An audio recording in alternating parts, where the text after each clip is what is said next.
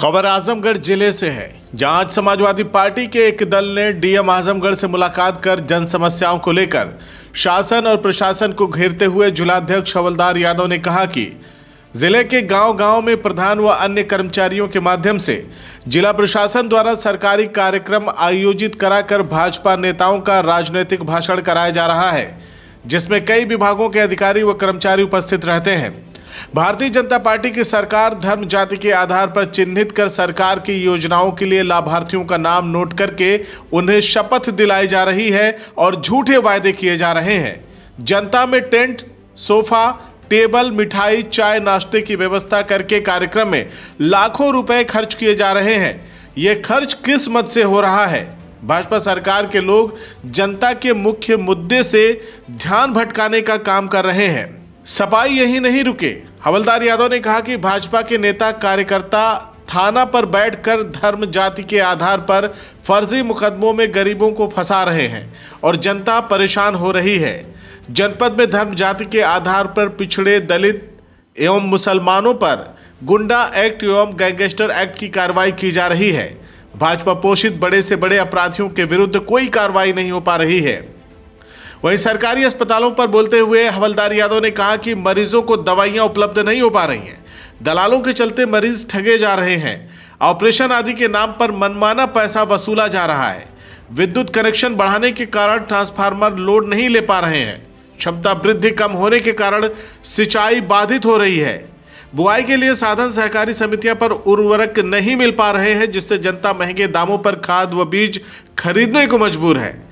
भाजपा सरकार में भ्रष्टाचार, बेरोजगारी, महंगाई चरम सीमा पर बढ़ी है। यह रुकने का नाम नहीं ले रही है। अगर जनता के साथ अन्याय होना बंद नहीं हुआ तो समाजवादी पार्टी धरना प्रदर्शन और आंदोलन के लिए बाध्य होगी। आगे बोलते हुए हवलदार यादव ने कहा कि भारतीय जनता पार्टी की सरकार में हर घर जल योजना के द्वारा पक्की और कच्ची सड़कों को तोड़कर, नालियों को तोड़कर पाइप बिछाई जा रही है, जिससे गांव के सभी रास्ते क्षतिग्रस्त हो गए हैं।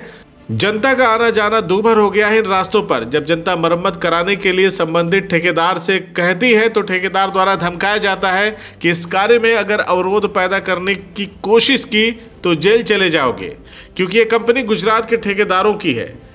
तहसीलों और थानों पर मनमाना ढंग से गरीब जनता का शोषण का भी सपा नेताओं ने आरोप लगाया है।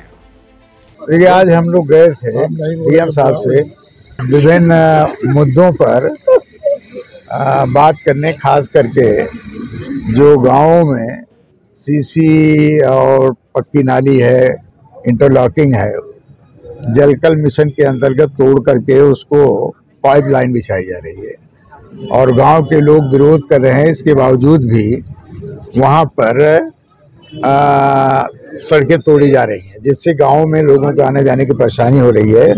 हम लोगों ने कहा कि गांव में सड़क तोड़ने का, इंटरलॉकिंग तोड़ने का, नाली तोड़ने का कोई अधिकार नहीं है और इसको ज़मीन खाली जो मिल रही है उसमें बनाया जाए। डीएम साहब ने इसे आश्वासन दिया और हम लोगों ने कहा कि जो तोड़ा गया है उसी तरह से उसको बनवाया भी जाए। ये बात डीएम साहब ने कहा। दूसरा ये है कि धर्म और जात के नाम पर लोगों को गैंगस्टर और गुंडा एक्ट में फंसाया जा रहा है। खास करके पिछड़ी दलित जातियों को, ऐसे लोगों के खिलाफ कार्रवाई नहीं हो रही है। जो लोग भाजपा नेताओं के संरक्षण में काम कर रहे हैं उन लोगों के खिलाफ कार्रवाई नहीं हो रही है, गरीबों के खिलाफ हो रही है। मामूली अपराध 323, 500 के अपराधों में भी इस तरह की कार्रवाई हो रही है। दूसरा हम लोगों का मुद्दा था ये सड़कें जो गांव टूटी हुई हैं, ये उन सड़कों की मरम्मत कराई जाए।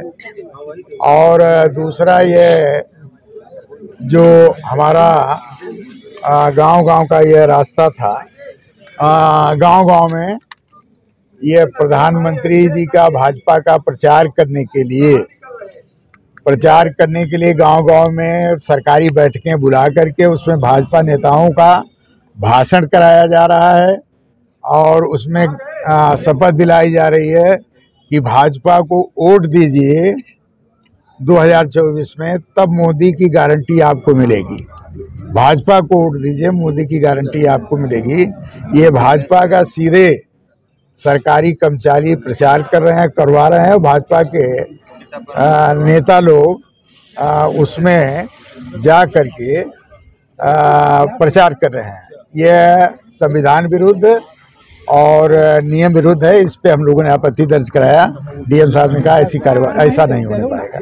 CIB इंडिया न्यूज की सभी खबरों को देखने के लिए लाल रंग की बटन को दबाकर चैनल को सब्सक्राइब जरूर करें, घंटी जरूर दबाएं ताकि हमारी सभी खबरों के नोटिफिकेशंस आप तक पहुंचते रहें।